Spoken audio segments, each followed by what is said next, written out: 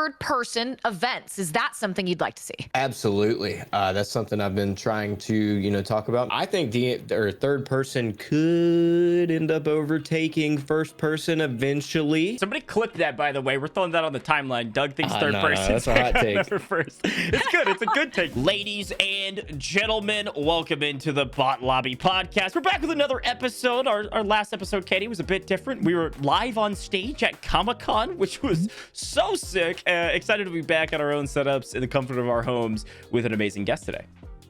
Yeah, look, Comic-Con was a blast. The fact that we were able to execute on the first ever Warzone 2 LAN was incredible. Hopefully more to come. But we've got a lot to talk about today, and one of the most knowledgeable folks in the game right now joining us. Yeah, exactly. You and I, we cast a ton of tournaments. We're really plugged into the competitive space. But we've got a guy here that not only is going to be joining one of the analyst booths for an upcoming tournament, I think even later today, but also, like you said, one of the most knowledgeable people because he runs a highly successful news account. We've actually had him on the podcast before it was a little bit I guess as structured as it is now. Now over, I think, nearing up on 1 million followers, over 750,000 followers, and just recently hit Twitch partner as well. A good friend of mine. Without further ado, would love to bring in the man himself, Modern Warzone, Doug Dagnabbit. Doug, my friend, how are you doing today? I'm doing well. How you guys doing, man? Seems like I haven't been on here in forever. I know. We're doing well. Like we were saying kind of in the intro, we just did that LAN tournament, but we've just been grinding through kind of like the back end stuff. And I know you've been doing a lot of the same, but you've been grinding on game. I mean, we were talking right before the broadcast gets started and before we do our official start to this thing. I mean, tell me, how many nukes have you had at this point? And you got to share the fun fact with the stream about how much you've played this game, Doug. At this point in time, I have 7 nukes total on Warzone 2. I have 3 in a row the first time I got one, and then we did 4 in my last stream. Went for world's first third-person nuke last night and failed miserably. That was rough. But yeah, I've got 7 total nukes. I didn't even think I'd be able to get one because my first 10 attempts at it were so difficult, but managed to do it. Now we've got a patented strat down for it. Figured it out. It's not that bad. And yeah, I'm pretty sure I've already played more. I have more playtime on Warzone 2 and Al Mazrah than I did on the entirety of Caldera, which I was one of the people saying that Caldera wasn't that bad. I was just kind of bored of Warzone at that point, though. Yeah. I mean, that makes sense. We had essentially 2 years of that life cycle. I think people were itching for what was going to be new. We were getting more and more information about Warzone 2, which I think could compound Caldera, as well as saying we're just ready for the next step. But 7 nukes, that is incredibly impressive. I'm sure the vast minority of people who've even been able to get a nuke in the first place. But GOJJ, something that we never were able to do with Doug the first time around when we had him on the podcast, and something we now do with every guest, is our rapid fire opening questions. Yep. And I'm really excited to do them with Doug. We've changed them up a little bit because he's not a competitor, but do we want to start working our way through those? Yeah, could be a competitor, though. I saw Doug's comment on that caster tournament. He goes, I'm trying to grab some free cash. Oh, no, you guys couldn't hang. The only one I'd be worried about is Merc. Sure. Definitely can hang. But yeah, let's quickly go through this rapid fire. This will take about 30 seconds, and then we'll get into the meat and potatoes of this. So just give me the first answer that pops into your mind when we ask this question. Who's your favorite person to stream with, Doug? My favorite person to stream with? 100% Artist War. Love that answer. Who was the first creator to give you an opportunity? Probably my first and biggest opportunity came from Nick Merck's team hitting me up to help them figure out the stadium nuke so you could get a YouTube video for it and helping them run through that. Great answer. I remember that so vividly. I think you and I had a long conversation about that at the time. But favorite streaming moment of all time? Favorite streaming moment of all time? It's either got to be when I hit 1,000 subs on my first subathon whenever Verdansk was getting nuked originally, or it has to be... No, it's got to be that one. It's got to be that one. Because I was live for like 5 days covering the entirety of everything, and hitting 1,000 subs is something I never thought was possible. Or actually, you know what? COD next, and then also killing Shroud at that most recent Infinity Ward event. Do you have a favorite meta of all time? My favorite meta of all time? I really liked the Bruin. The Bruin meta was fun. Bruin MP5. Yeah, that's the We don't first get a lot time. of the Bruin. Yeah, I don't think we've ever got the Bruin before. First time we've had that answer. It's a lot of kilos, a lot of no stock M4s and AMAXs, but Bruin, I respect that. I would say what's your favorite competitive format, if you have one? Because I know you're about to be in the booth for the Toronto event. I like customs, and I like custom tournaments that involve a draft. Yeah, I like that. Good answer. What is your best performing tweet of all time? It's actually on my personal account. It's not on Modern Warzone. It's on Doug Dagnabbit, and it's when I called Keemstar out for being a piece of shit. He got 260,000 likes. I have seen that pinned to the top of your personal account, and it's a good tweet, so I respect the hell out of that. Okay, last question, then we'll get into the meat and potatoes of this. If you could do any dream brand deal right this very second, what would it be? Any dream brand deal right this second, what would it be? That's a tough one. I would probably want to work with NVIDIA, like have like a lifetime thing with them. Heck yeah, we'll have to call up Atrioc and see It's what either them or Xbox. Sure. Yeah. Different Great answers. We oftentimes get shoe brands, clothing brands, energy drink brands. I don't think we've got that before, so I like the kind of change of pace. But GOJJ, I know that there was something on my timeline that we both woke up to today, and it was poor Doug was getting picked on, I think. Yeah, Doug, talk me through what your morning consisted of. You had a little bit of maybe some coffee, a Red Bull, what have you, maybe a bowl of cereal, and then all of a sudden Captain Price is roasting your ass on the timeline. What's going on? Well, I knew it was coming because the Call of Duty account DM'd me about 3 weeks ago and let me know that they were going to use my picture with him reacting to it.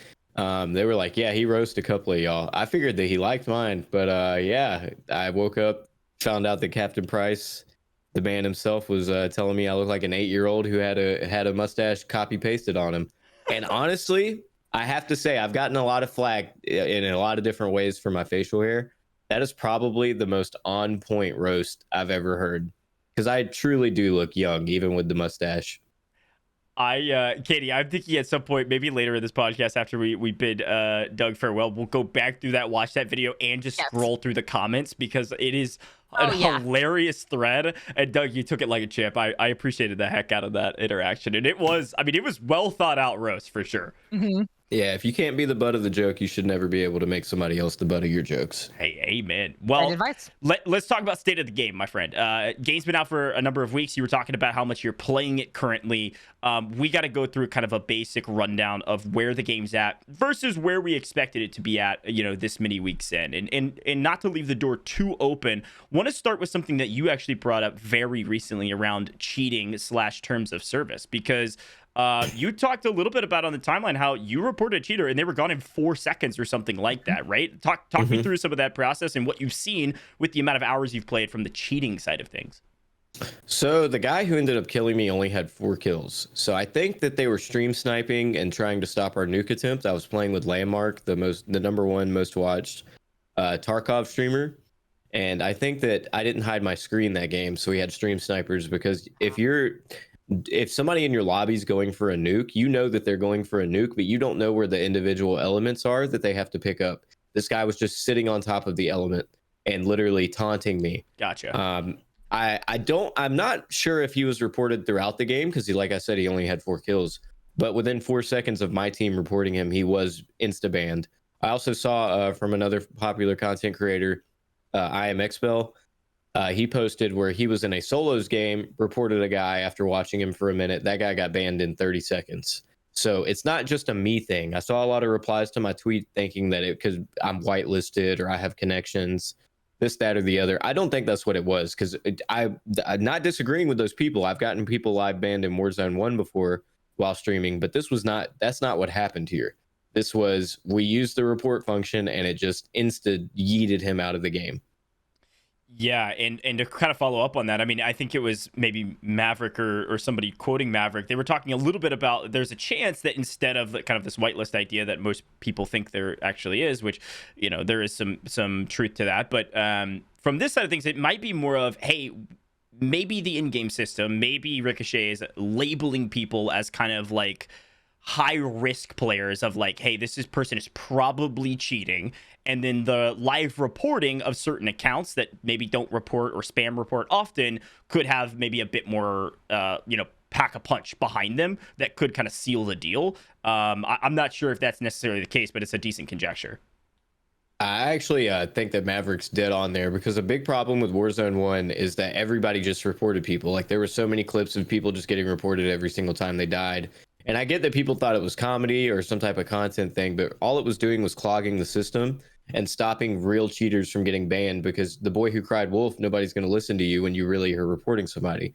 So I think that there might be a loyalty/honor system here. Mhm. Because that was my first time reporting anybody in Warzone 2. That was my first time seeing a cheater. I'm not sure about my teammates. I know that Bonk and Landmark and all of them don't just, and Godku definitely don't just go around randomly reporting people. So it could have been that it saw that my entire team reported the same guy at one time for the same reason. It was like, okay, let's do a quick scan.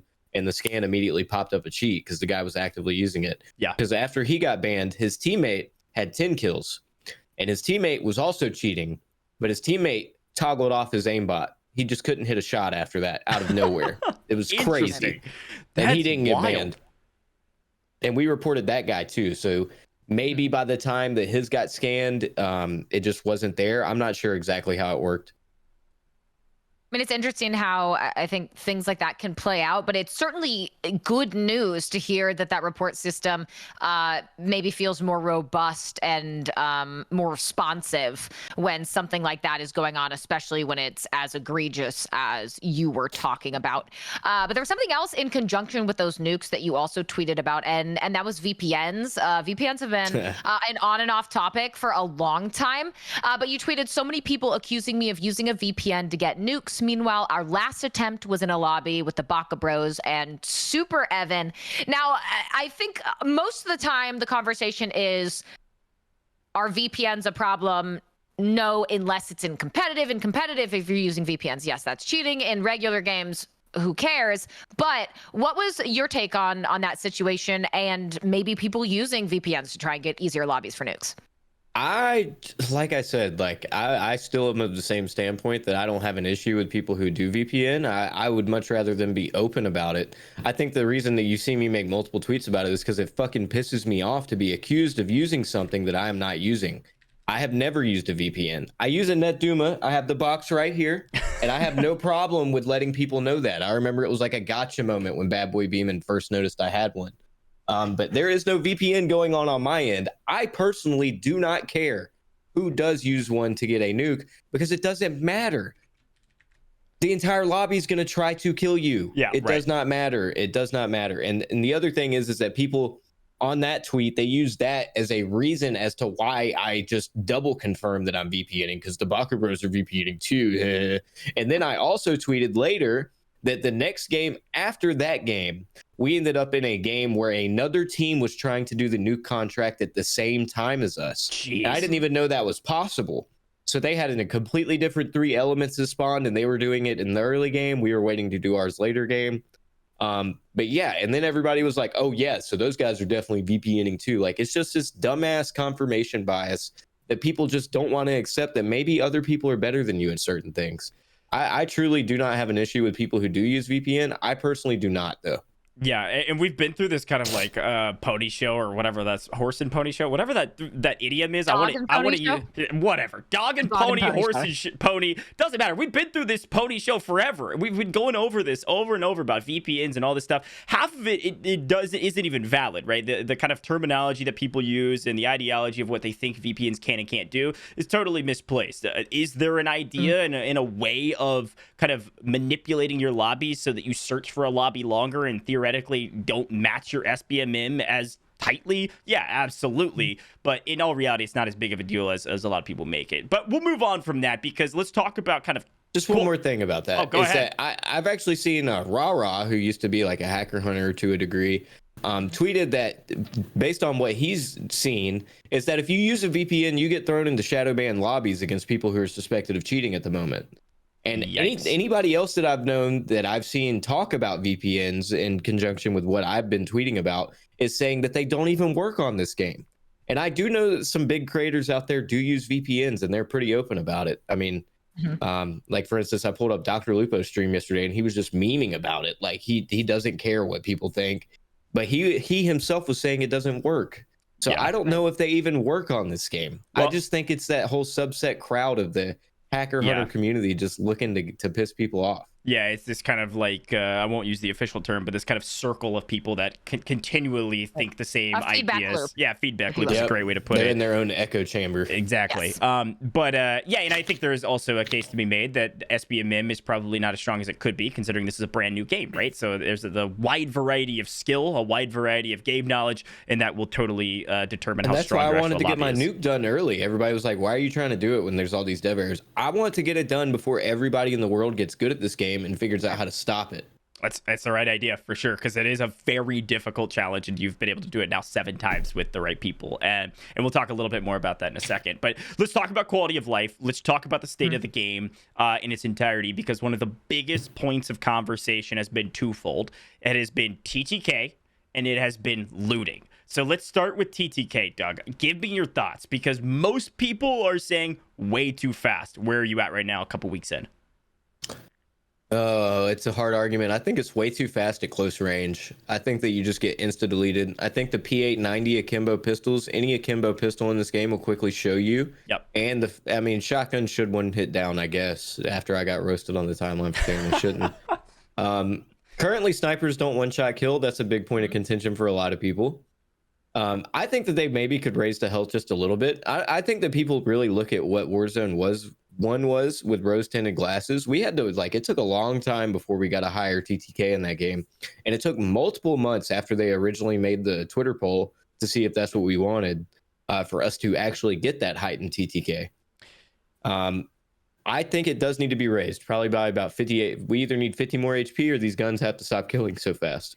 Yeah, and I think it's particularly, you said it, it's that close range fight that is where it feels the worst. Long distance, actually, I have no issue with it. It feels like you have that ability to have counterplay. You're not just going to disappear off the map, but it doesn't feel good in a close range fight where you can get sometimes 3 or 4 bullets into someone, but if they whip around and get that headshot multiplier on you, you're gone. You don't even have a chance, even if maybe you were making the better play, better positioning, get those opening shots. And I would love to see, in whatever fashion, that be adjusted, because again, long range, I think it's there. It's in a good place, but it really is a lot of those close range fights that are going to leave you wanting. Yeah, and I think that's the best thing about this current game, and the reason why I liked it so much from the first time I played it. I did have a lot of gripes with it at COD Next when I first got my hands on it, but the long range gameplay of this game is 10 times better than Warzone 1. You're not just shooting laser beam assault rifles across the map. Sure, we have the RPK dominating right now, but it's nowhere near what it was before. Snipers are still viable at long ranges in this game because ARs and other long range options just aren't as good. Yeah, it's that weird balance we have right now, and that's part of the conversation about one-shot headshot snipers, is that if you throw those into the game, everybody's just going to use those. That's all you're going to see on the map is just scope glints everywhere. I do think that they got their hands full when it comes to properly balancing all of these things. But I think that the first step in the right direction would be lowering close range TTK or making it take longer to die at close ranges, or just giving us 50 more HP. Yeah, and it is this balance as well. I've seen some conversation around headshot multipliers, right? There are some weapons that headshot multipliers are out of this world. You hit a couple headshots, which you should be rewarded for, to be fair. But if you hit a couple headshots, the person can't even blink before they go down. So it's this very hard balance that I'm sure they're trying to take on how do we balance this game from a long range perspective, a close range perspective, and try to stay away from any one-shot kill weapons. And to be honest, with the sniper side of things, they're doing that with the 3 plates. My only argument that I've ever had, and I'd love to hear your take, is just the frequency of 3-plate armor vests. If that's the limiting factor on one-shot headshots on snipers, I find 7 in every 30 seconds that I walk on the map. Yeah, I kind of feel like that their idea behind adding the 3-plate armor vest was because there was so much regain potential in Warzone 1, and that somebody could just land on you and beat you to death, or they could shoot you with a pistol, and you could have everything and have better positioning. It doesn't matter. They would catch you by surprise. Now, when somebody comes back from the GOJJ, they're almost guaranteed to have 2 plates unless they're smart and find a 3-plate in there, which I don't really agree. There should be a 3-plate in the Gulag. I don't know if it was the right choice. You know, I kind of do miss when everybody had 3 plates. At the same time, you know, it adds a dynamic to the game, and I feel like they want this game to be as dynamic as possible, as many different ways to win, as many different things that can hold you back or help you out. Yeah, I like the 3-plate addition. I just wish that, because that's the delineating factor on whether or not you get one-shot headshot, I just wish they were like slightly less infrequent, right? Like the frequency of them on the map is twisted, but it's a good shout. I do think like adding in a variable is nice. I think as players start to learn the map more and start to figure things out, because one of the biggest complaints that we had our first time playing at COD Next was that there's no money on the damn map. We couldn't find money. And now everybody's able to find money. You know, you got people running around with $20,000, $30,000 because they know where to go look. They explicitly made this map to be certain areas have certain type of loot, stores have certain type of loots, and these hidden caches that are riddled throughout the map. If you haven't found any of those yet, those are regain central. They typically have 1 kill streak, a 3-plate vest, and everything you need to fight somebody, a gun and a couple $1,000s. I think like once there's a definitive map out there for those, that people will have less hard of a time, as well as once people like, I don't know if you guys saw that like post that JGod did where he did a poll on his YouTube to see, and like it's astonishing how many people just don't even get their loadouts these days and aren't even trying to interact with the strongholds. Every single stronghold you do, you get a 3-plate vest for your whole team. You get a medium backpack. You go do a black site, you get a large backpack. I think that these are kind of good philosophies because they want to force engagements. They don't want people to just camp, because obviously this game is still off the MW2 engine, and if you're holding an angle, you're probably going to win the gunfight if they don't know you're there.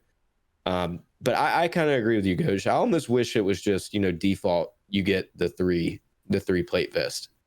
Well, yeah. Go ahead. No, I was just going to say, there's a fun conversation there. I don't know if it's whether we want to give everybody the 3-plate or, hey, if that's the delineating factor, then we can raise the TTK. We can make it, you know, take longer to kill people. But then you kind of balance that with most people have 2, and finding a 3-plate vest is actually a huge boon rather than completely commonplace. There's an argument for both sides of that. But Katie, I know you want to go talk about AI. This is a big point of conversation, so take it away. The last thing before you jump into that, though, Katie, I see a lot of people online that have a very good idea that I like, and it's when if they do what I'm saying, and they do lol, if they move it to everybody automatically has a 3-plate vest to deal with the TTK issues, because some people are just like not understanding that they're dying that fast because they have only 2 plates on. If they do that, they should add a helmet to the game, and that'll be what stops you from getting one-shot headshot by a sniper. Because currently the 3-plate vest is the only thing that saves you from that. I think it's something interesting to talk about for sure. I don't know if that's a direction they even want to go in, but there's definitely options available to them if that's the choice that they have. But you talked about it, right? When it comes to something like a stronghold, you got to get through all those AI, you defuse that bomb, and then you get everything that you need, especially considering loadout weapons. Now, I love the fact that a lot of the ground weapons feel good to use, even if you can't get your hands on your loadout weapons. But let's talk about AI, because AI has been a pain point for people since we first got our hands on even trying out the game. A lot of people are going to be upset about the difficulty in distinguishing immediately in fights, whether it's an AI or whether it's a person. Also, the range at which AI are going to engage with you and pursue you. And Doug, I know you yourself have tweeted about some of those pain points that you have had with AI. So the more you've played Warzone 2, whether it's been DMZ, whether it's of course been going for things like those nukes in Al Mazrah, how has your opinion shifted? Has it shifted on the current state of AI? So when I played at COD Next, that was my biggest point of feedback, and I'll be honest, I spent the entire day after we went and played just talking to everybody I could and being like, please just take them out of the game. If they're not, because at the point in time, they were extremely broken. They just didn't work right. And they were also throughout the entire map. So thank God that they listened to our feedback when it came to that, and they removed them from the entirety of the map. They only are at strongholds now. I don't know if you guys saw the tweet where I had them chase me 200 meters away from a stronghold. Oh my God, that should never happen. Second of all, I like the fact, one of my first complaints about this game when it first came out was that I felt like the strongholds were too random. And there were only 3 of them on the map. So at first I thought only 3 teams could get their loadouts before the world drop, but that's not how it works. We all know that now. You can go to a stronghold that's already been completed. You can kill a couple AI and then you can get your loadout. You won't get the backpacks and all that. My biggest issue with the AI right now is not their difficulty, because if they're less difficult, then there's no reason for them to be there. They should be a threat, or else you shouldn't even have to think about them.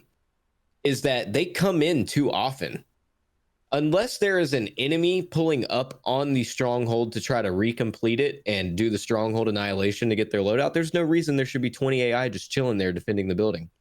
They have to be triggered by an actual player engagement. That's what I think. That's what I think. And I think that way too many reinforcements come in. Certain black sites on this game are much harder to do than others, as well as strongholds, is what I figured out throughout these nukes. At one of the black sites that we did as a team, we had to kill, I believe, 60 plus AI. Just that, excuse my French, that was fucking ridiculous. Stupid. I can deal with killing maybe 5 to 12 of them.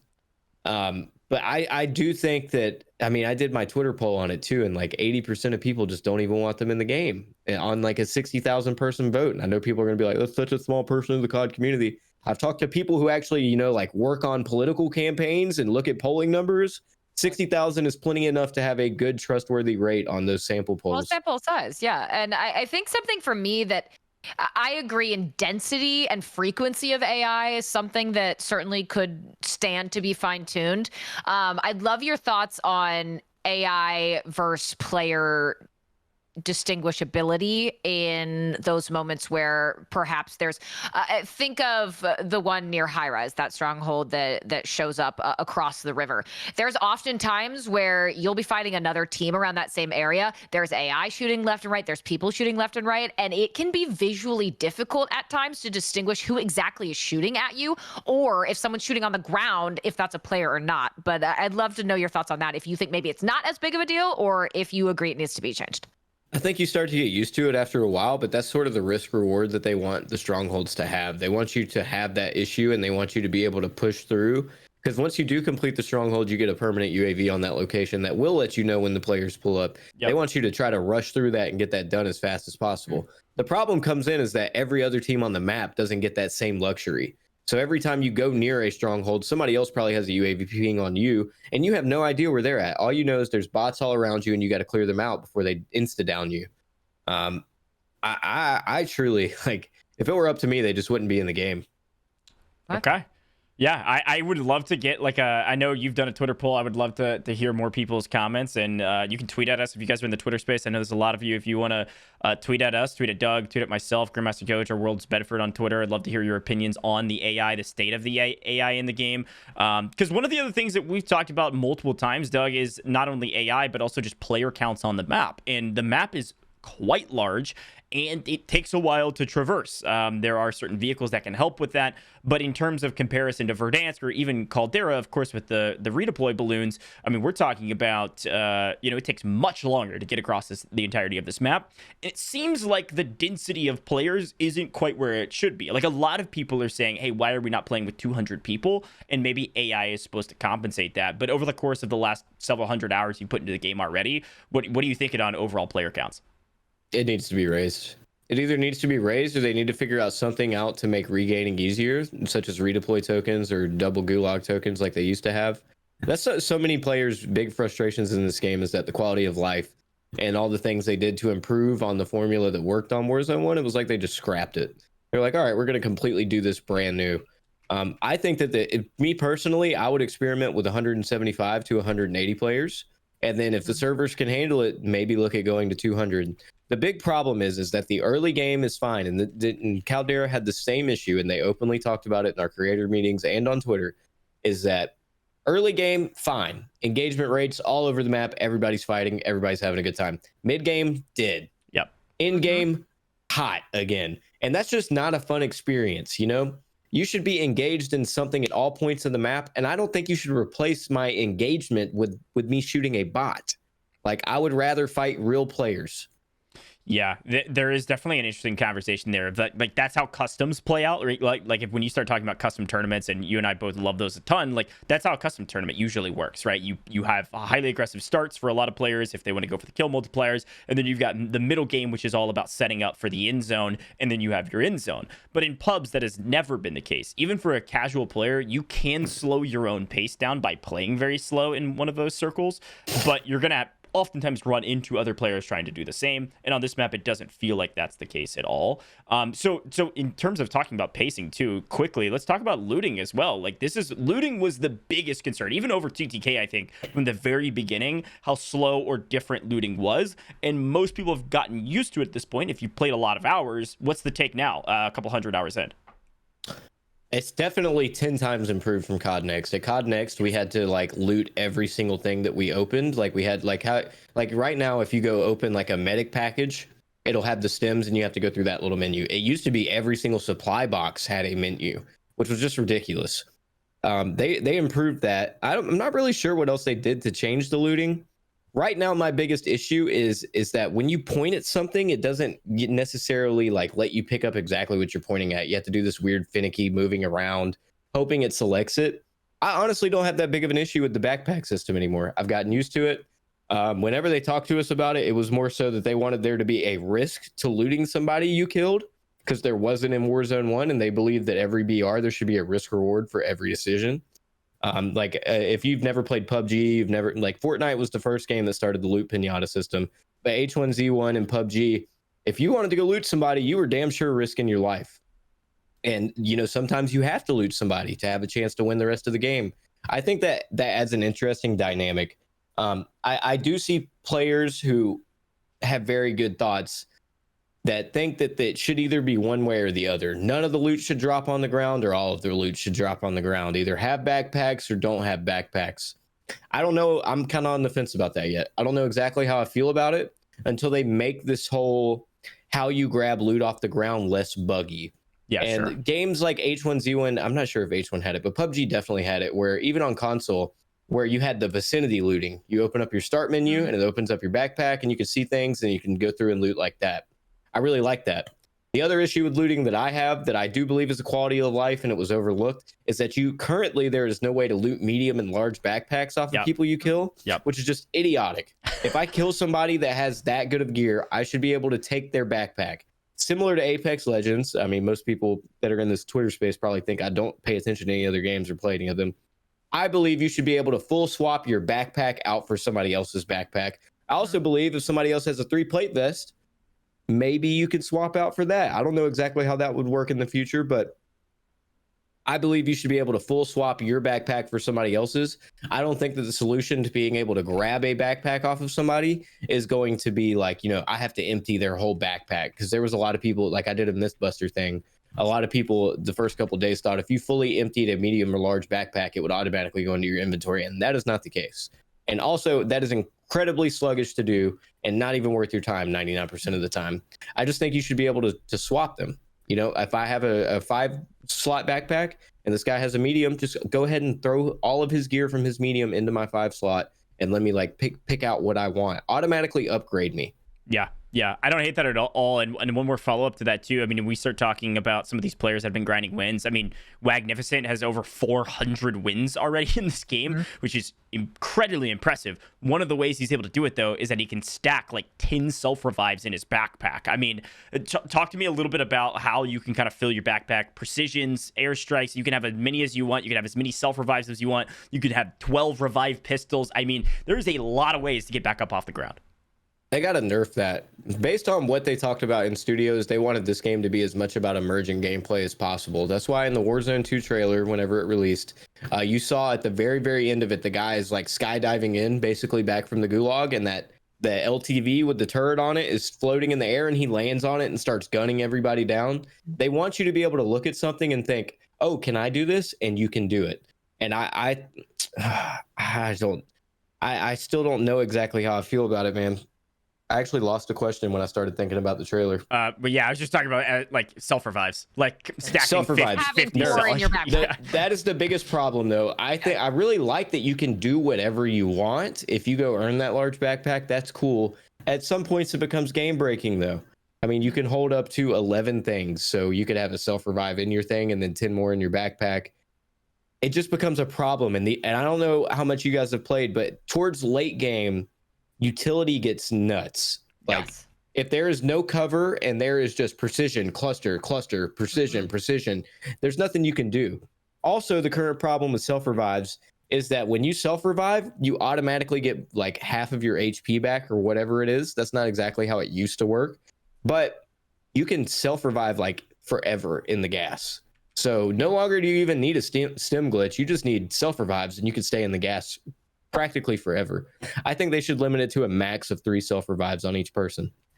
Yeah, I think that's great. You said it perfectly, right? At some point, it just starts breaking the game, and having that many self-revives can also sometimes exacerbate that extremely fast TTK close range that we talk about as well. Because if you're in a 1vx situation and someone has 4 self-revives in their backpack, and those headshot multipliers are coming into effect, including how slow it is when you play it and everything else, it can just really make a fighting situation feel bad for the opponent or you or whoever it may be. The only other thing I would say on that is backpacks should never despawn if you're in the process of looting them. If I am looting a backpack and I back out for a minute because I need to drop something or I want to get something else, I should not have that backpack disappear in front of my face. That is extremely frustrating when you're trying to play the game. Say you land on your own loot, you're trying to get your loadout weapons, you have to switch something around, bam, it disappears, and thousands of dollars just goes away. But let's keep moving on, because Charlie Intel tweeted out something very interesting. There's been a lot of talk about Resurgence. When are we going to see that different game mode outside of Warzone 2 Al Mazrah and, of course, DMZ? And we got that potential map leak that Charlie Intel was tweeting about. It looks like, and again, it's leaked, so can't really necessarily confirm anything, but sub 50 players, very small, and that's why I'll hand it over to you, Doug. That's why I'll hand it over to you, but you, I'm sure, know all about this, so talk about this Resurgence mode leak. First of all, I texted Charlie about it late at night and was like, yo, have you seen this? And then he goes and tweets it before he even replies to me, the bastard. Those are fighting words. Get him on the arena. But it's real. I'll just say that it's real. I don't even know what to say about it. I think we need it. We need it bad. We need it bad. I'm not one to say that I think that Rebirth makes up the majority of the community, but I think that everybody should be able to have fun on Call of Duty, especially the way they have it done right now. It almost seems like they want Call of Duty to encompass any type of play style. We're going to have COD Mobile. We're going to have Call of Duty on Nintendo Switch. We're going to have not COD Mobile, Warzone Mobile. We're going to have all these different ways, and they're all cross progression and all this, but no Rebirth for you kids. I think that their decision to remove those 2 maps, Fortune's Keep and Rebirth Island, were smart to get people onto Warzone 2. But at the same time, like, it was kind of a big slap in the face to those people who really truthfully just enjoy Resurgence. So if you were to ask me, I think we'll see it a lot sooner than the previous leaks thought we'd see it. Yeah, I mean, to be frank, like a leak about Resurgence coming isn't really a leak. Like, we all know it's going to come, yeah. Right? It's just a matter of what map will it be, what part of the map will it be, or will it be a totally different map like we had Rebirth, right? So it was super interesting to kind of like look at it, and I will be curious too. Is like, hey, is it going to feel the same? Like, will it be the same Resurgence that we know, or are they going to make a lot of changes like they did with Warzone 2? Because I assume that's their plan, right? Like, hey, we want to make this a new game, not just the same old Resurgence mode we had on a new map. Because this is Warzone 2. This isn't Warzone rebranded. This is Warzone 2. It's a different game. That's a big worry, is that once this map does come out, what if the Rebirth mains and the Fortune's Keep people just don't like it because of the way this game plays? They don't get to slide cancel around everywhere and play like crackheads. I mean, you still have to basically play the game the same way. You just get to respawn. That's going to be an exciting week for me to try to figure out what the community thinks. Because I don't know. I'm a bit worried. I'm not going to lie. I'm a bit worried because it's just the opposite of what Rebirth used to be. Doesn't matter if the map plays the exact same way, same number of people. If there's the same amount of engagement rate, it's going to feel completely different. Yeah. Totally agree. Yeah, well, it's a fun conversation to have, and something that we'll have to kind of wait on and see what happens with the Resurgence folks at home. But hey, if you're waiting on Resurgence, keep waiting. It will come. Trust me. There's no question about it. Just a matter of when, along with hopefully customs as well. So excited for that in 2023. But yeah, it was one of the other things we talked about. We mentioned nukes multiple times, Katie, but there's also people that are really good at nukes, aka Doug, aka Bunk, who you talked about that you've been playing a lot with, and other people like that. But I mean, Katie, talk to me a little bit about what we're seeing on the timeline, because it's getting kind of crazy. Some people don't like it, but I think it might be okay. Look, I think Doug thinks it's okay too, because we got people who are selling runs to get nukes. You tweeted it. Top Warzone players are actually beginning to run services to carry other players to a nuke in Warzone 2 for money. Respect to the hustle. This is a concept that is as old as gaming. You go back to MMOs, you go back to camo grinds, so many different genres, so many different games where players will help to do something for someone else. I personally see absolutely zero issue with that, because there's going to be a lot of players who would like to be able to experience that, who probably can't ever do it on their own. But what have you seen about that? Do you see any potential issues with it, or is your respect the hustle still standing? I respect the hustle. Like you said, Katie, this is something that's been around for forever. There's entire communities in certain games that are developed around these type of people, and they're called Sherpas. They're people who can take people who otherwise would not be able to do something and teach them how to do it. Maybe then they can start taking other people through. I think that the biggest thing that kind of raised eyebrows was the first person I saw post that they were offering the service is $200 per person that carries you. So that's $600 total to get a skin, a calling card. We don't even know if this is going to be on the leaderboards yet. Mm-hmm. I mean, it's really what you deem it's worth. And I've already had people DM me to send to them to refer them to this guy so that they can get, I believe it was Devious that tweeted it. Yep. But getting commissions for referring. Yeah, I literally, before I sent him, I was gonna hit him up and be like, yo, I want at least $10. Give me something. But I don't have an issue with it. Just like you said, I don't. Why are you gonna knock somebody else's hustle? It's not hurting you at all. They're gonna get nukes regardless whether or not they're carrying a fourth person. It's still a difficult thing to do. And it's been going on since RuneScape. I mean, there are still people playing RuneScape, getting people to run their hardman, like Iron Cape or whatever the hell, Inferno capes and all that stuff. Like, yeah, it's like this in every video game. Thing in Final Fantasy 11 way back in the day. This is so common. And I agree with you. I think it does not hurt anyone, and you are providing an experience to someone who may otherwise simply never be able to have that on their own.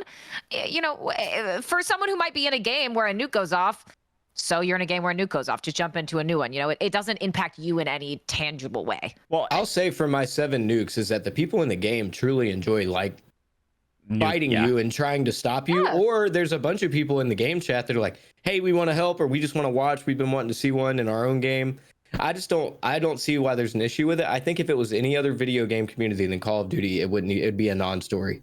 Yeah, no, I couldn't agree more. I think it's a fun new ad, and I think most people are saying, hey, this nuke idea is brilliant. It is a way to create brand new content, and it is super, super fun. I mean, even like Nade Shot is on the nuke grind, man. That grinding for nukes. It is cool to see like even high level influencers go for things like that, and it's kind of really difficult challenge, especially if you don't have all the keys to success. So yeah, I respect the Sherpas. We'll see what the stabilization price ends up being in a couple months, right? It could be $50 a person. Who knows? It might be more than that, but respect the Sherpas, folks at home. I like that they came up and thought up the idea, because I was watching a bunch of the bigger content creators like Tim the Tap Man getting his Mickey Mouse nukes. No offense to Tim. He was just joining in after they went on a 5 streak. And then Symphony, I think this idea came because Symphony actually asked him to pay him part of his video, because Tim's video gets 800,000 views. That's a lot of money. Yeah. I like it. I mean, it's entrepreneurship. Yeah, I do too. Well, final thoughts before we talk a little bit of drama and then we let you go, because you got a cast to get to, my friend. Is we gotta at least bring up DMZ. I know there's people. We've got comments on our Twitter space asking about DMZ, asking about how Plunder's not in the game, obviously, and there's a lot of Plunder folks out there that aren't a fan of DMZ. But then there's folks that love DMZ, regardless of the fact that the rewards maybe aren't what they would hope them to be. So I know you've played a decent bit of DMZ. Give me some thoughts on the current state of DMZ and what you would like to see improved as it comes out of quote unquote beta. DMZ is lit. Oh my gosh. It was not very fun when I first played it at Infinity Ward because of crashing issues, and we had no idea what we were doing. And we also had a much smaller player count than like what it actually should be, I believe. It's great. It's exactly what I thought it would be. It's Tarkov, but for casual people. You can go in there and you can make your own experiences. And that's what they told us at the studio, is that this is not Tarkov, but this is a sandbox RPG-like game. Go in, do what you want. If you want to level up, you can. If you want to go fuck around and just be like, hey guys, you want to ride in my car? You can do that. You can assimilate teams. Like I've already exfilled with 6 people on my team. I think it's buggy though, and needs a lot of fixes when it comes to the missions, certain way the AI behave. I mean, shit, the AI are so strong sometimes that there's an entire conspiracy theory about skill-based AI, and it's just ridiculous. But I think it's a ton of fun, and I encourage anybody who hasn't tried DMZ to get 2 friends, dedicate one night to it, dedicate one of your gaming sessions to it, go in there and try to do some faction missions. I guarantee you're going to come out having fun, a lot more fun than you thought you would. I did that with going in, just anything to get the M13B, right? To go kill the chemist and exfil with that. And it was a lot of fun. I haven't explored more of it, but based on what you've been saying, clearly we should be. Yeah, it's exhilarating. Can I ask you this, Doug? If we did a DMZ tourney, you playing, you casting, which one would you rather do? Ooh. I'm 50-50 right now. I've really wanted to like talk to some people about maybe trying to set one up. I'm not exactly sure how one would work. Got some plans, but there's definitely opportunities to do one there. One of the games we played in, I'm not sure what the max player count is. I used to think it was 60, but I think it's 36 or something like that. We ended up killing 14 people, so we killed half the map. Like if you want PvP, you can get PvP. If you want PvE, you can get PvE. I think Escape from Tarkov does tournaments. If they can, why can't DMZ? Yeah, definitely. Yeah, why not? And not just DMV or DMV. I've said that a lot. The amount of times I've said the DMV and had terrible flashbacks is one too many. DMZ. But that's not the only game mode, right? Let's talk about third person BR, because I've played it a number of times. I know you've played it a number of times. I actually think it's a lot of fun. It's definitely a learning curve to kind of get used to the fact that you can wide peek those corners and everything else. But what about third person events? Is that something you'd like to see? Absolutely. That's something I've been trying to, talk about. Maybe trying to set up a third person hide and seek tournament, stuff like that. I personally, I think third person could end up overtaking first person eventually. Maybe. Competitive or overall? Not competitive. No, just for the casual player base. I think that it's a lot of fun. I just don't think that people know how to jump on. And, I come from a base where I played Fortnite, I played H1, I played PUBG. All those are third person primarily. And if you come from Xbox and you've ever played Gears of War, you're going to feel right at home playing third person. It's just one of those things that I don't know if it will take off. But from the first time I played it, we got that world's first W at that event. I was like, man, this is fun. Yeah. Somebody clipped that, by the way. We're throwing that on the timeline. Doug thinks third person. That's a hot take. First. It's good. It's a good take, though. I like it. I'll be curious to see what the general player base thinks, a couple months from now, right? I also think it's really good to help people learn movement. That's what I've noticed. Yeah. I've also seen amateur competitive players in the multiplayer scene. When they like show new movements that they're discovering, they're doing it and learning those movements in third person mode, because you can see what your player looks like. Right. Yeah, that's actually a great take. It actually would probably help with a lot of movement guides and things like that may come out down the line. Well, final question for you, Doug. You got a place to be, people to see. You got a Toronto tournament to desk analyst the crap out of. I know you've been following it because we all have, and I think it's going on right now. There's $100,000 on the line in this World Cup tournament, and I think there's there was $100,000 with the Optic tournament. There was a little bit of controversy there. There was a lot of controversy with this 100K World Cup tournament. I don't know if you've been following it at all, but would love to hear your thoughts on kind of the tournaments that we've seen thus far and the just general state of the tournament scene with where we have it in Warzone 2. Oh, Lord, this could be controversial. I think that people are starting to get sick of seeing the same faces in every single tournament, and I don't blame them. All these people who are the top competitors deserve to have spots at these tournaments, but there also needs to be a lower bracket of tournaments that way people can work their way into the higher brackets. And I just don't think that we're currently seeing that with the current landscape of Warzone. Eventually, your community is going to get jaded and stop even believing that they can make it to those big tournaments when they see the same people who have already had chances to compete for millions of dollars throughout the last couple years in the exact same tournaments, even when some of these tournaments are specifically made to diversify the pool of players to get to play in them. When it comes to this most recent controversy about the Turkish guy cheating, right? Turkish guy cheating, getting caught. Yep. It's going to happen. I don't know what else to say about that. When you throw people who aren't vetted, and I understand why it used to be like this, why every custom tournament and every big tournament was the same people because they were vetted. You knew they weren't cheating. You didn't want controversies in your tournaments.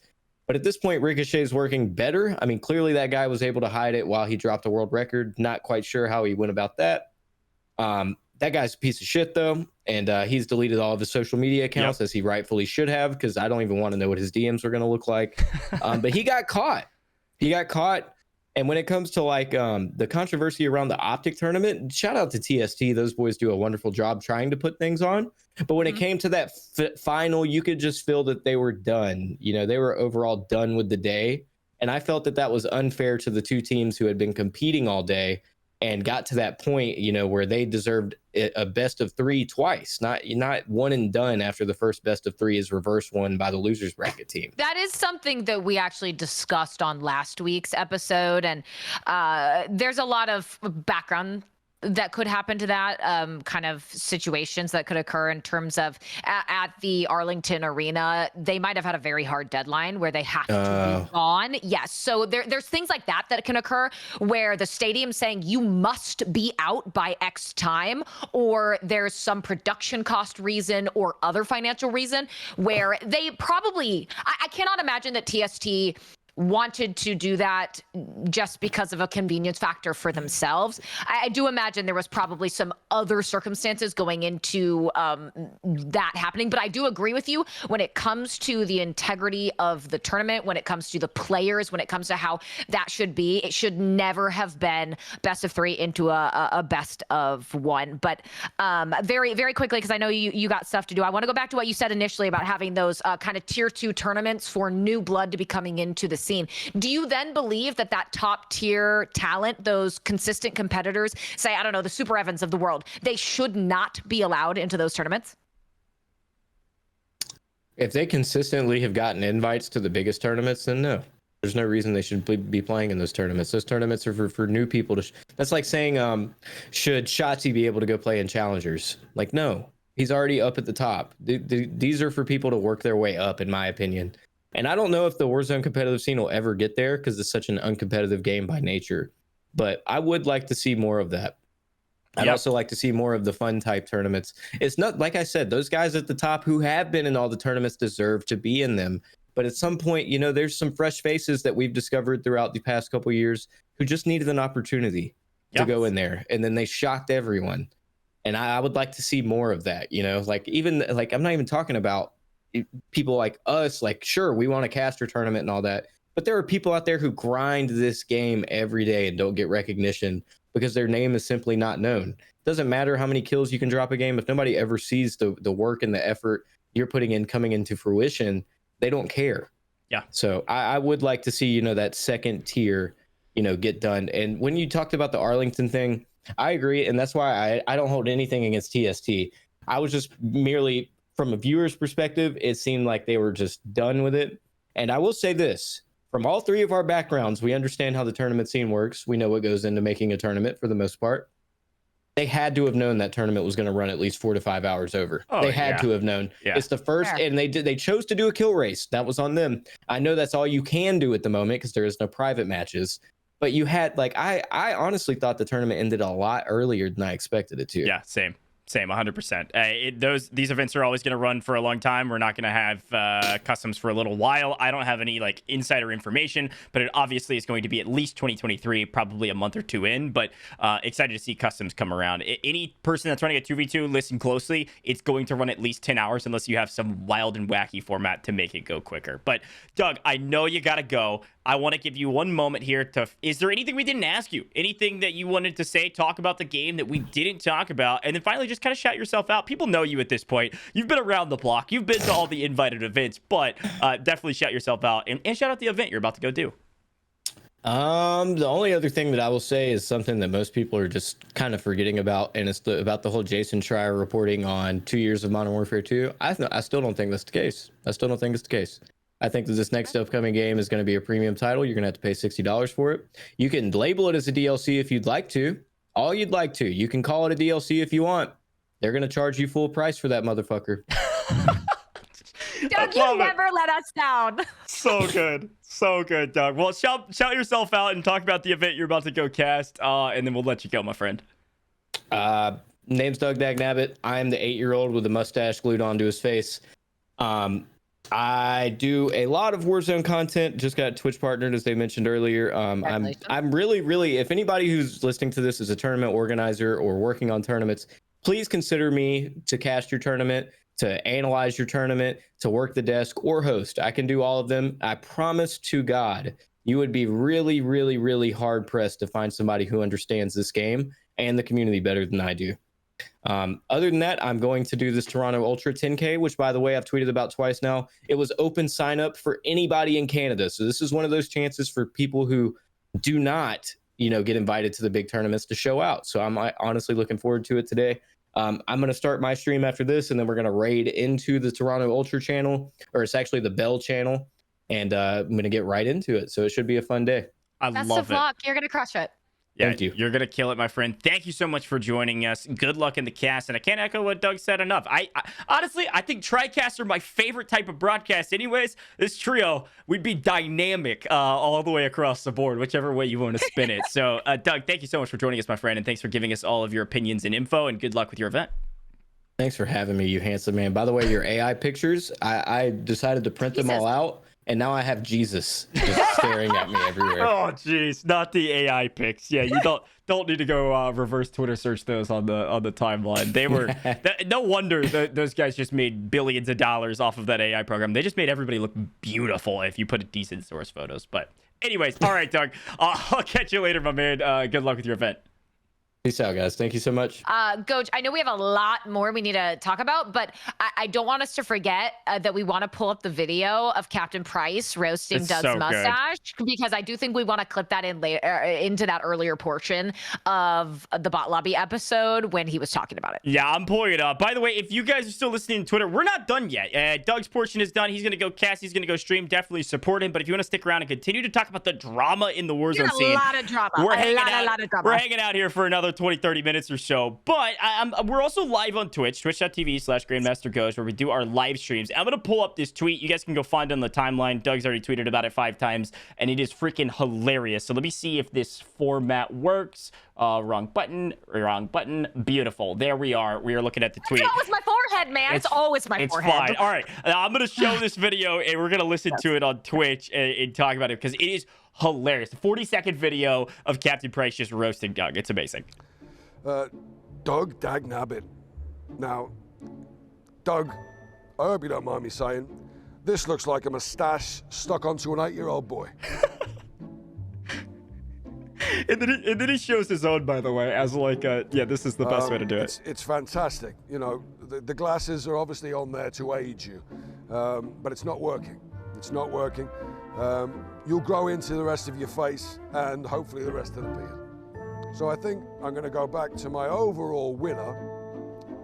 For bravery, I'm going to go for Doug Dagnabbit, for putting it all out there. Oh my gosh. The bravery part at the end is just the salt on the wound. He's like, hey, if I'm going for best mustache, it's going to go be Doug, just for the bravery. Eventually. Yeah. And Doug's sitting here like, I'm a married man with kids. I don't know if I'm aging into this at this point. That's tough scenes for the guy at home. But hey, Doug, you rock that mustache. Don't listen to Captain Price. Fabulous. Great call out, Katie. But let's talk about the 100K that's going on right now. Oh, yeah. The World Classic, the $100,000 Warzone event. It's actually live right now on Boom's broadcast. You can check it out maybe after the podcast. You can go in right now if you want to. We love Chance and Miles. They were casting the whole thing. Having a fun event, kind of watch partying the event and walking through all the stages. To set the scene, Doug kind of talked about some of the drama. We obviously have had a hacker that has been exposed and then booted off the team for Team Turkey.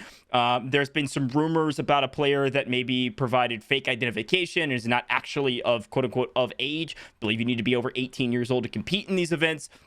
There's been some drama, but it's because we have these kind of newer players entering into this tournament. The scene of this is kind of emulating the World Cup, right? You've got a total of 32 teams, all representing different countries. The expectation or the thought process behind it was, hey, we are trying to represent these countries for people that maybe live there, is what we thought.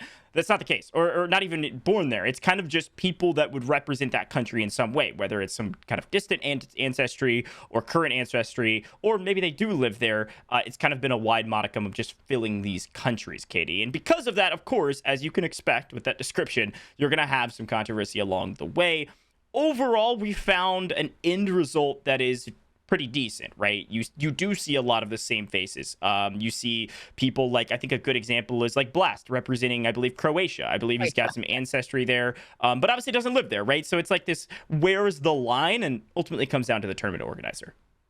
Yeah, and so there's a lot of grievances that I think were valid, but the problem was that a lot of it was occurring based on a complete lack of information, right? So all these players, you're getting this trickle effect. First off, $100,000 tournament is one of the largest prize pool tournaments you are going to see in Warzone. That is immediately going to be blood in the water for people. They are all going to want to be involved. And then you say 32 countries.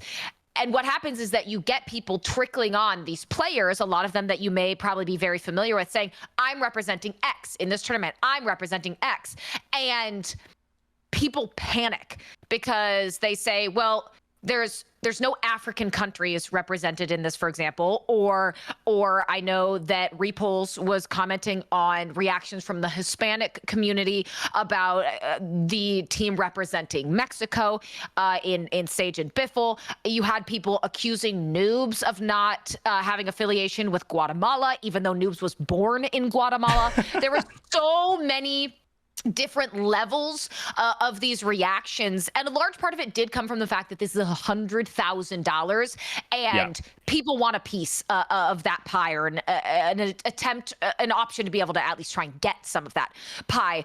But I wonder, could it have been avoided if all of the nations or the teams were announced in conjunction with the tournament, so that you avoided this kind of panic, trickle effect, reactionary kind of situation that we got? But I think the big thing to note is that TST in no way deserves any criticism. They work so hard in this community to put on amazing tournaments and to do good things and to provide quality entertainment. They do it time and time again.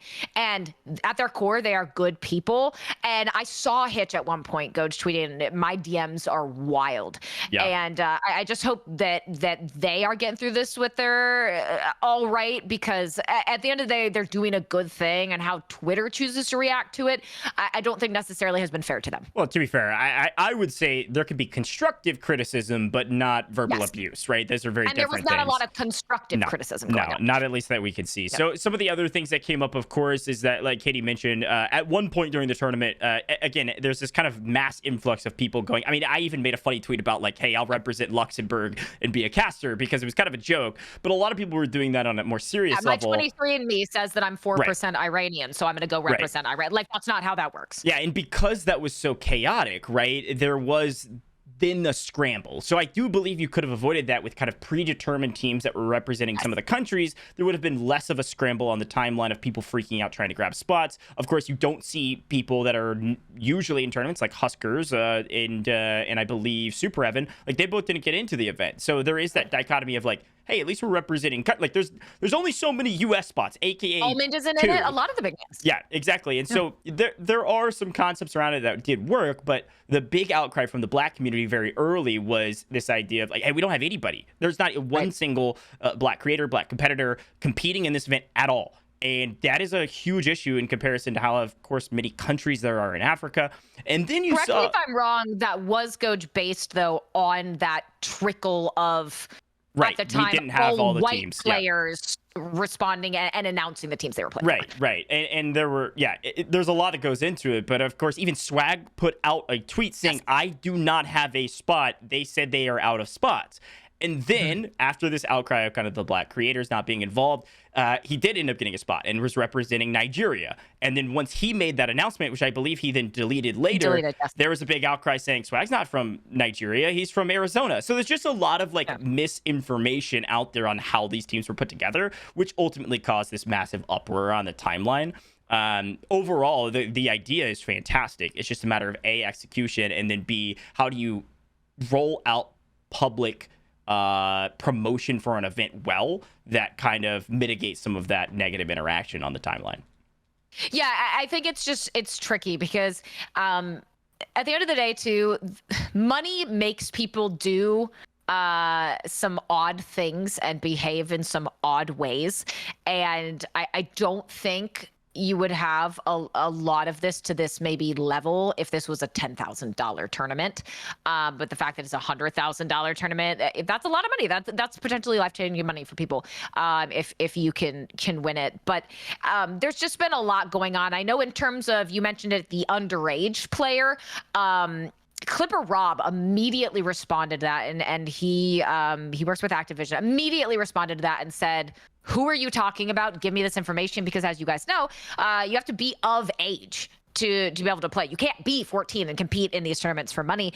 And he then responds after following up with Boom TV, and he says, guys, you are misinformed. I have the receipts. I've talked with Boom. Everything is good to go. He said, I asked Boom, and they have the receipts that show people are of age. So if you are leveling some kind of accusation, it would be good to understand that so that the rules are upheld for everyone. So at least that one seemed like it might have been a nothing burger. Well, seemed like it's just a matter of verifying that ID, because I have had a number of people DM me saying, no, this person's definitely 16 years old. Like, there's just no question about it. So I don't know what's going on. But we'll have to wait and see. Like Doug said, like Modern Warzone said, who we just had on a second ago, anytime you expand outside of this vetted group of people, there is always going to be issues. You might run into a cheater. You might run into somebody underage. You might run into other things where people aren't as accustomed to the tourney scene that are making crazy accusations, even though that's not necessarily correct, or they don't uphold the rules correctly.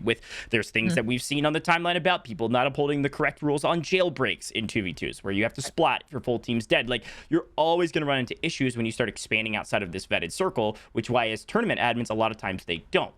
I don't totally agree with Doug saying, hey, we should, and how do we do that correctly? But this is always going to happen. The only way you get around this is a stupidly intense and extensive list of rules that people have to abide by, or they will get the boot no matter who they are and what they do.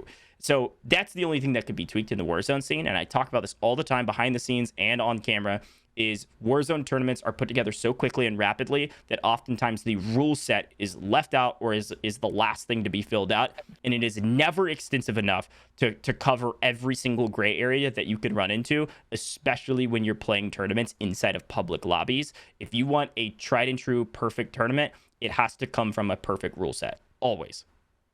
Yeah, and as you said, right, it's the nature of the beast right now with competitive Warzone, especially because competitive Warzone is an entity that has just been created kind of by those competitive players, right? It is not formally sanctioned by Activision. It is not a league. It is not like CDL. So a lot of those pain points in terms of time, in the short time span you have to execute on things, certain things like extensive, exhaustive rule sets are going to suffer by the nature of this not being something that is formalized. And I do think it was a little bit interesting. We had that, I think, squabble you were mentioning with Team Croatia. Blast is a part of that team. It was facing off against Team Ireland, and it was Wiz who was tweeting at them. And Wiz on Team Ireland, they accused Team Croatia of, quote, scamming, quote, them out of qualifying for day 2, and implied that a Boom TV admin was unqualified for his job because he plays Rocket League. I don't necessarily think that was necessary to the tweet, but Team Croatia snapping back at them and saying, okay, you didn't follow the tried and true jailbreak rules, which is that if your team in a 2v2 kill race, if your team is full white and a jailbreak occurs, you must fall to the ground and die. You do not get that do-over. Now, if one player's alive, the other one gets to come back. But there was accusations back and forth. Suffice to say, Team Croatia did not, Team Ireland did not qualify for today's finals. Yeah, and you broke that down very nicely. I'm showing the tweet on the screen if you're ever on the Twitch, and you look. Ultimately, if you start coming at admins, you've missed the bill. You're missing. And Wiz has played in tournaments, so he should be better than this at coming at the admin. But there is an interesting conversation here. Again, going back to the rule set conversation of how do you make these calls? This is a difficult call to make for anybody, because what happened is, you go into a lobby, you play against somebody that kills you in a very odd way, and if you're in a tough situation, tensions are high, there's a lot of money on the line. This is the qualifying round to get to the finals where you're getting assured money. It's like, hey, if I think this is a cheater, I'm going to at very least report it and see what the admins say. So basically what happened, there's a clip here of somebody getting tracked through the water. It's very difficult to shoot people in the water. It's very difficult to see them, but this player tracked him through the water and killed him through the water. And so then that was reported as a hack, and a cheater potentially. It was sent to admins, and admins made the calls. Regardless of what the admins say, if you're coming at admins on the timeline, it's a huge miss. Was it a cheater? To be honest, to me, didn't look like a cheater. But if you've got really experienced Warzone players coming to admins saying, hey, I think this is a cheater, there is maybe a bit of bias in a tough call to make from the admin perspective. So, but it all comes back down to the rule sets. Can we actually put in a rule set for once and for all some sort of limiting factor on what how to report a cheater well? Right. What does that process look like? And then when does the admin make the call? I think that should be included in the rules from the extensive amount of 2v2s that you and I have done. It should start at the very beginning. It should go between the players, right? We finish the lobby out no matter what. You play it out, and if it's over, you quit. You see where the score was at. You then look at it as all four players and say, hey, do we agree this is a hacker and we want to reset? If they agree, boom, we don't even go to the admin. We play again. We let them know the decision, and we play. Or if there is not an agreement, which oftentimes there won't be, you then send it to admins and say, hey, here's the data. Here's the player's Activision ID number. Go look up their current stats. Go look at their headshot percentage or their shot percentage, their accuracy percentage, their whatever you want to look at. If there is not, and goes back to traditional sports, if there is not beyond a reasonable doubt that they are a hacker, it is not a reset. If there is, beyond a reasonable doubt, information and data to say this is a cheater, then there's a replay. That's how it should work every single time, and there's really no reason to variate from that. And in all reality, you should probably have two admins making the decision rather than one person to give a little bit of backup and some conversation to be had. That's all I'll say about that. I know there's a lot of players out there that think pro players or big name players that aren't in the tournament should be the admins, and they're making the calls because they play the game more often. I think there is maybe a conversation to be had about that. I know admins should be informed. They are the referees of our quote unquote sport. So all of that rambling to say, it didn't seem like it was handled properly from the player side of things, and then the admins made a call, and now we're yelling at admins on the timeline because they play Rocket League. I don't care. That is never okay. I don't care if they play Rocket League. They made the call. You're gonna have to live by it. It can be frustrating, and you can talk to the players about it. So either side, it was kind of a miss. Admins, any folks behind the scenes are not your verbal punching bags, no matter how frustrated you may be, and 9 times out of 10. Taking immediately any grievances to Twitter first is the worst possible way to go around something, because if you're upset about something that occurred and your first reaction is, I'm going to put this on blast on the timeline, and then you want to maybe go back to the admins or the TO and have a discussion with them, all you're signaling to them is that you're not going to be able to handle this in a mature and productive way. But again, I understand, as I said it, both with a lot of the drama that occurred when the tournament was announced and drama that's occurring during the tournament while it's live. A lot of this is because it's $100,000, and that is consistently going to go into the heightened emotion set of everyone involved and everyone who's watching. Shout out to Flowers in the chat for bringing this up. I love this comparison. Has anybody seen the most recent Mr. Beast tweet? It was like, would you take $10,000 to like randomly kill somebody in the world? You take $10,000 and you know that some random person in the world will die for that $10,000. Do you take it? Look, I don't know how seriously it was taken. obviously by the general public. Look at that poll and tell me that doesn't surprise you. It's like 50-50. There is a ton of people voting yes for 10 grand to kill somebody else that they don't know randomly in the world to grab 10 grand. People will do anything for money. That is like the classic phrase, not only in esports, just in the general world. So the fact that there's controversy in a $100,000 tournament for Warzone playing in public lobbies that are fairly easy to manipulate is not surprising at all. GOJJ, I'm looking at this tweet, his follow-up. So as of right now, it's 55.5% no, 44.5% yes. And he tweeted, the people that voted yes killed 833,483 people and made $8 billion, $8.3 billion, essentially.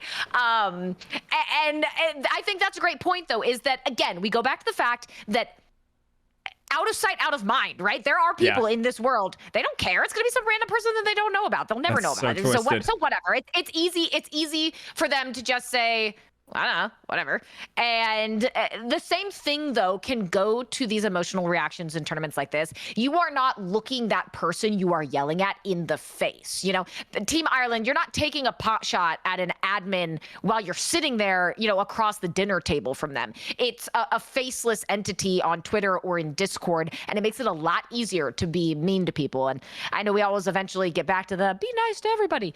But case in point, money makes people do some really weird things. Yeah, well, it's been crazy drama on the timeline recently, and we're hoping there's even more and more because it always makes fun conversations for us. Bot Lobby Podcast, we can find us on all major socials. You got Spotify, iTunes, you got YouTube. We put all of our VODs on YouTube, and then of course we're live on twitch.tv/GrandmasterGOJJ, and then we do the Twitter space all the time. Twitter's been popping today because, you know, Doug's a Twitter demon, and he's been helping us out over there on Twitter. And I was looking back through some of our Twitter replies. I think the one that I briefly mentioned, but didn't like talk through. We went through pretty much all of these questions actually, is the plunder. There's a lot of people that love plunder and a lot of people that want a plunder game mode that DMZ does not fill. And to answer that question directly, I and Doug have zero information on necessarily where and when or if plunder will be added. But should we hear anything, don't worry, we'll report it over here on the Bot Lobby Podcast. Katie, I think that wait, hold on, GOJJ. What's going on? Don't tell me you're going to ignore by far the best response tweet that we possibly have. Uh-oh. There's no way. Which one? From Who Flung Dung 2. Oh, I did see that one. You want to read that out for the people at home? Oh, shoot. All of our notes are on the screen. That is our notes, guys. There you go. They're very extensive, as you can tell. Never heard so much bull in my life. ... So one-sided. Never mind bot lobby. More like ass lobby. #kissass. Let's go. Hey, rebrand starting now. We're changing everything to ass lobby. It's time to get a little spicy on the timeline. You heard of Shitter's Digest? Yeah, we make it happen. Ass lobby. Come find us on YouTube. We are cheeks at all times. We can be all caked up is our slogan. So many good alliterations. And I agree with P-Mike. I think that might be our first hate mail, and I'm here for it. God, I'm so here for it. Doug always brings the haters, and he always had the spicy takes too. Hey, I think that's all we have, Katie. I had a blast talking with Doug. I had a blast talking with you. We had a ton of fun, like we mentioned at the top of the episode, with our $5,000 Warzone 2 LAN event that we did at Comic-Con last week. That VOD is all live on the YouTube as well. Incredible tournament. Ton of fun. Production was amazing to work with, and Activision was amazing to actually work with to get it all happening. So excited to host more tournaments in the future. We were talking with Doug about the events he would like to see, and trust me, they are coming. 2023 is going to be littered with tournaments. And Bot Lobby Podcast is going to be hosting several in the future. You'll probably see Katie, myself, and maybe even Doug in the booth together doing a lot of events, especially coming 2023. So stay tuned. But folks, that's all I've got. Katie, any final words, any final shout outs? Where can people find you? World's Bedford on the important socials, Katie Bedford on Twitch. And thank you guys, as always, for showing out in force, showing support for Bot Lobby, and whether it's all the questions in the Twitter space, the comments on YouTube, and the growing viewership. We appreciate it very much. And we've got more excellent coverage to come. Absolutely. More excellent coverage and lots of YouTube shorts, etc. being posted. Thanks to everybody that tuned in on all major socials. We love you folks on the Twitter space. We love you folks on the Twitch, and we'll see you guys on the YouTube in a little bit. Make sure you comment down below and let us know what you think about Warzone 2. A couple weeks in, state of the game, where are we at? We'd love to hear from you, but that's all we've got time for today. We'll see you guys in the next episode. Peace.